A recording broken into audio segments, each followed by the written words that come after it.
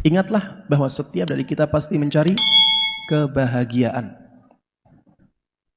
Siapa yang tidak ingin bahagia? Orang-orang yang memburu dunia itu, yang dicari apa?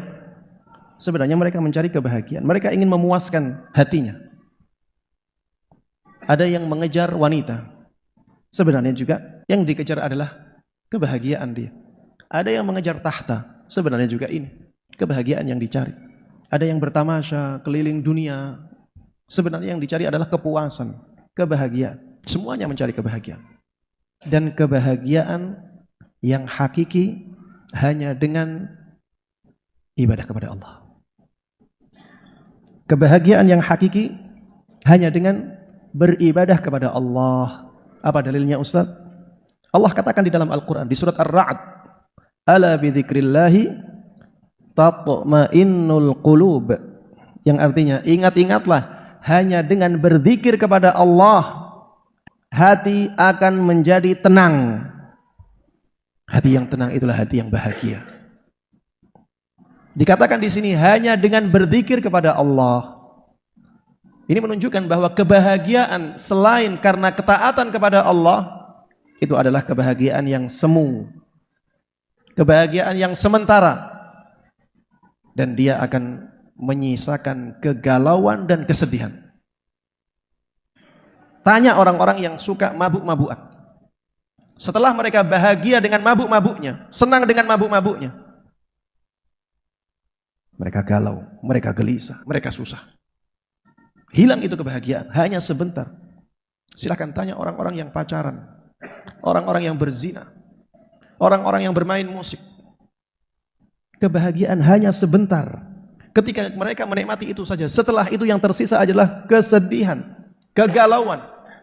Masalah-masalah kehidupan banyak mendatangi dia.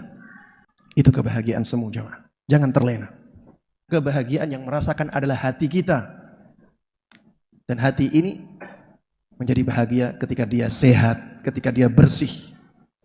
Bersih dan sehatnya hati adalah dengan beribadah dan taat kepada Allah Subhanahu wa taala. Ingat-ingatlah bahwa kalau kita ingin bahagia, maka kita harus banyak beribadah kepada Allah Subhanahu wa taala. Itulah kebahagiaan yang hakiki. Tidak percaya jemaah? Coba salat malam.